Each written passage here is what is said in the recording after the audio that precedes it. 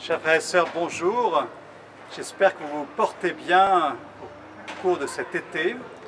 Je voudrais vous donner quelques nouvelles des prêtres d'une part, aussi quelques sujets d'actualité et puis aussi quelques dates.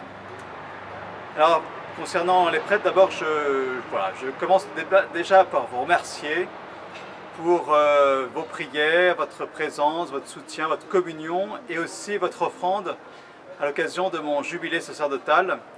J'ai ici un des fruits de votre offrande. Merci pour cet ordinateur, donc vous voyez, très fin, très portable, voilà, qui va me permettre de continuer de travailler aussi pour vous. Voilà, c'est un très beau cadeau, j'en suis très touché. Je vais mieux l'appréhender pendant cet été.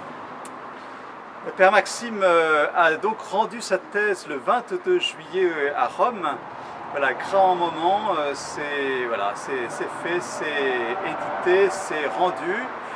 C'est pas encore soutenu, mais c'est rendu et c'est un grand soulagement pour lui. On peut espérer qu'il passe des bonnes vacances pendant ce mois d'août. Le Père Sébastien, justement, lui est parti en Pologne, il a pu rejoindre sa famille, sa paroisse de naissance. Et puis voilà, tous ses amis, donc c'est une belle chose. Le Père Pravat aussi a pu prendre des vacances, en partie en Allemagne aussi. Voilà, donc c'est une bonne chose. Le Père Rambaud a pu s'échapper également. Et le Père Rodrigo va nous rejoindre après avoir tenu la paroisse de Sainte-Marie des Batignolles. Il nous rejoindra et on le découvrira en septembre. Voilà, les nouvelles donc sont plutôt bonnes de notre côté. Nous avons la joie d'avoir quelques paroissiens et de pouvoir aussi partager, même le dimanche de ces mois de juillet. Un souci en revanche, c'est par rapport à ce qui va se passer du 27 juillet au 31 juillet a priori. Donc la prolongation de la session parlementaire avec un sujet dit de bioéthique, mais qui n'a rien de bio et qui n'a rien d'éthique non plus. Le Monseigneur Michel Aupetit en a dit un mot, Monseigneur Dornelas a écrit quelque chose que je vous recommande de lire sur le site de la Conférence des évêques de France, en particulier CEF, avec une interpellation sur la question de la fraternité. Je disais que c'est ni bio parce que il est question bien sûr de recherche sur l'embryon avec destruction au bout du 14e jour.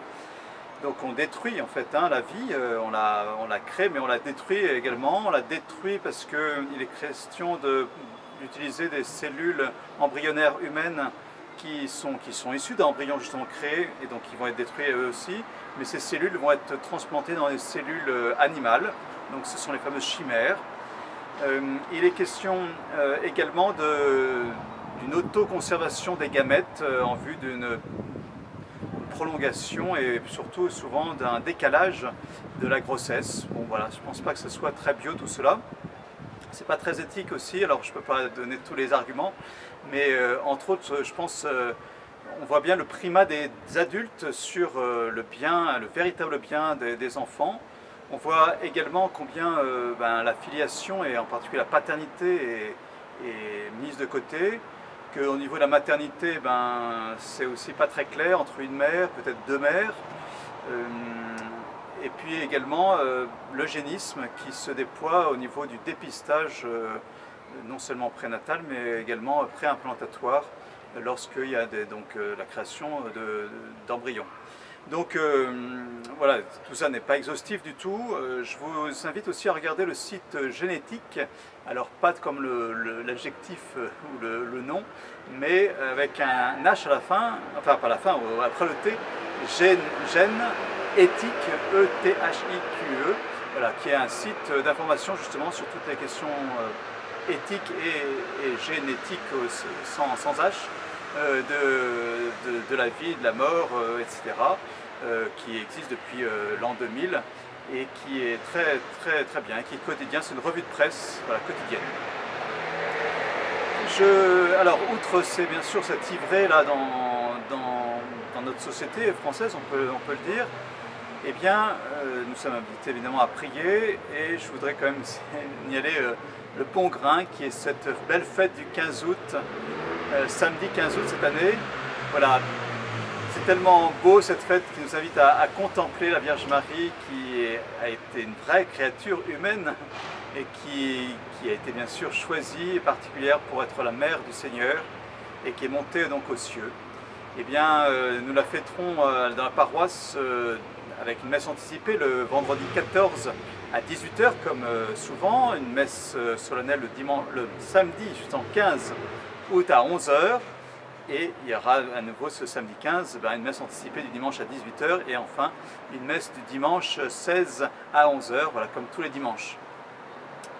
Par ailleurs, ça sera après ce 15 août, il y aura bien sûr la fin du mois d'août avec la rentrée. Je vous signale que les inscriptions du catéchisme se font dès le 1er septembre, dès le mardi 1er septembre dans l'après-midi. On peut s'inscrire ou se réinscrire au catéchisme. Et aussi d'ailleurs le samedi qui suit, le samedi matin, il y aura des possibilités d'inscription ou d'autres moments encore. N'hésitez pas à regarder le site de la paroisse, puisque sans doute vous êtes dessus. Regardez le lien de l'été, les différentes informations qui peuvent être rajoutées au fur et à mesure.